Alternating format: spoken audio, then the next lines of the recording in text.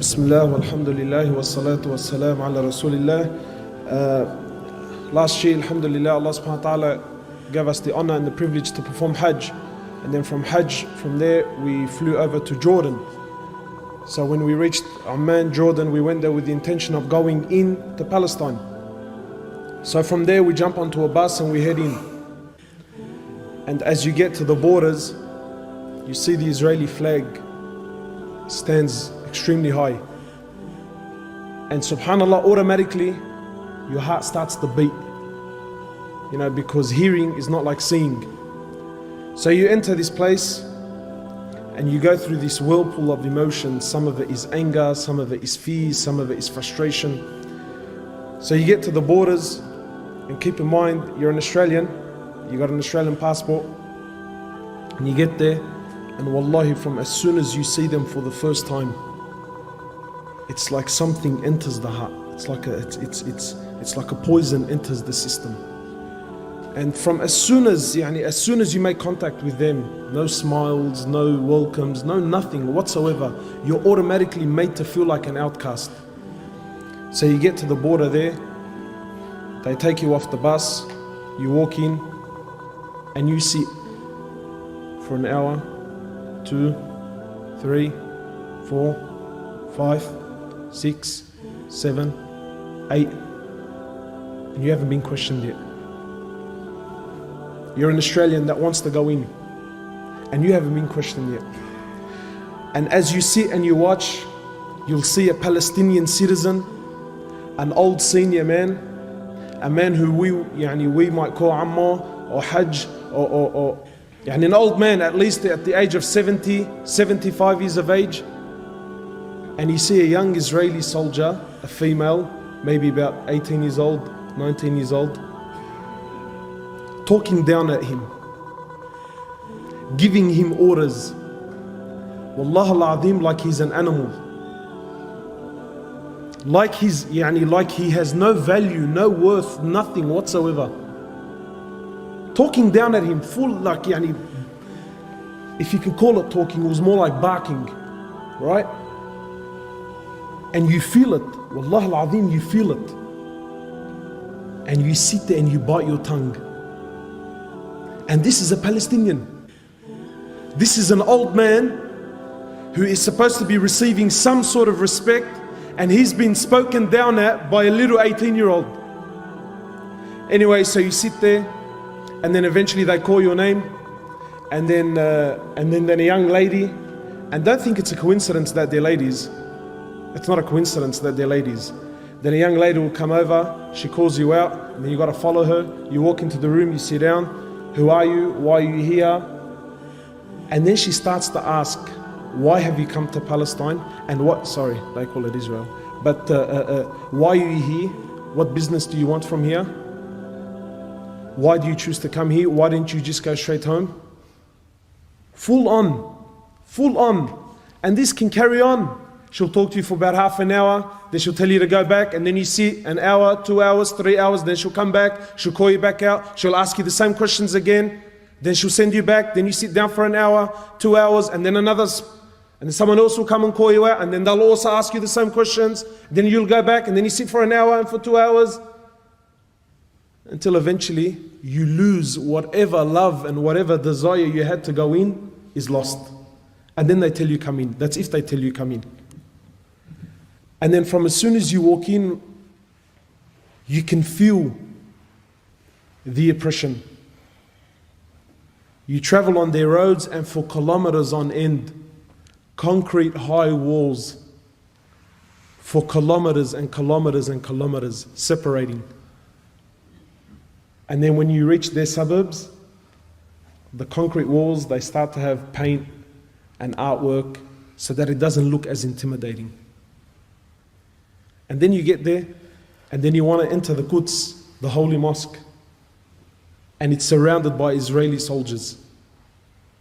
So you come to walk in, you got to show your passport, proof of ID, and there's a man there, an Israeli, holding a fully automatic weapon, and I need to justify myself to him to why I need to enter the Masjid of Allah. Anyway, so you walk in, you show your ID, you go in there. And you walk into the Quds, and wallahi, it's like the walls are crying. There's no youth, because they don't allow them. No youth. You walk in and they have a stand, a glass stand with a collection of bombs, grenades, shells, things that have been fired into the masjid over the period of years. You look at the shells made in the USA. Anyway, so you pray your Isha, and maybe now you're thinking, maybe I'll stay and make some dua. No, you can't stay, brother. Why? Because they got to lock up the masjid. 9:30, everyone's got to get out. But who does the final inspection? They do. Do you think they honor the masjid and take their shoes off? They walk in. And while all this is you can absolutely say nothing. And then you speak to the local, and you tell him, how come, how come where's all the Muslims? How come there isn't more people? He tells you, brother, I have to show my passport and my ID 5 times before I reach the doors of the masjid. This is a citizen. He has to show his ID and his passport 5 times before he can reach the masjid. And if he forgets it, so let's just say he's forgotten, right? He can get charged. He falls into harm. You imagine, in this country, you cannot travel from Lakemba to say Lakemba to Darwich. Say from Lakemba to Darwich. You get stopped twice. This is for the citizen, never mind the tourist. The citizen, his own country, he gets stopped twice. And twice he has to stop, prove who he is, get out of the car. If his wife is with him, she also has to get out of the car. The car's got to get inspected. Every single day. And if this brother has to go to Darwich twice, 3 times, 4 times, it's the same guard. He's seen him the first time. He's seen him a couple of hours ago. Him, his wife, his kids have to get out of the car and they have to inspect. But it gets worse. It gets worse. So we're traveling along the highway and you see this beautiful land of Palestine. And in the midst you see this odd object, this object that has nothing to do with the surroundings. And it's a container. Just a container that's sitting in the middle of bush. You think, how did that possibly get there? You know what it is, brothers? It's Palestinian land that some Jewish person puts his container on there, but it doesn't do anything. And it sits for a month, 2, 3, a year, 2 years, until it becomes normal to you. Until the Palestinians no longer question the container. And then what does he do? He builds a house there. It's become his land. That blunt, it's not, it's bluntly. And you see these little containers everywhere.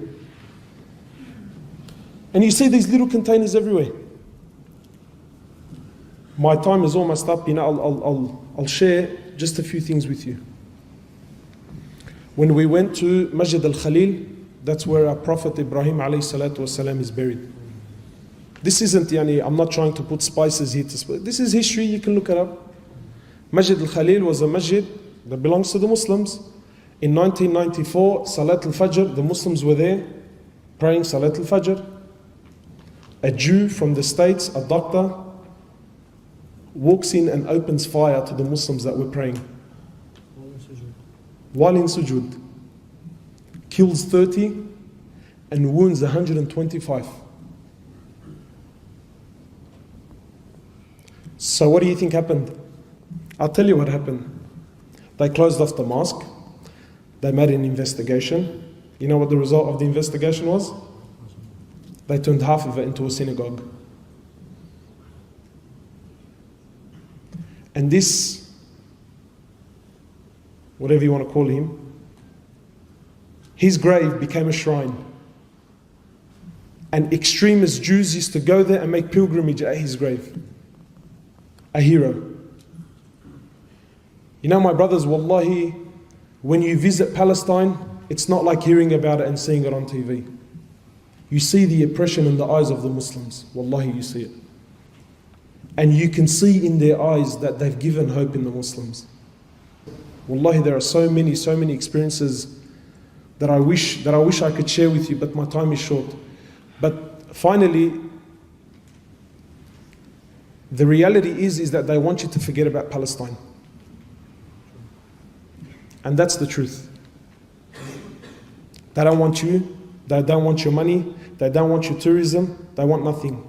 You and this place needs to finish.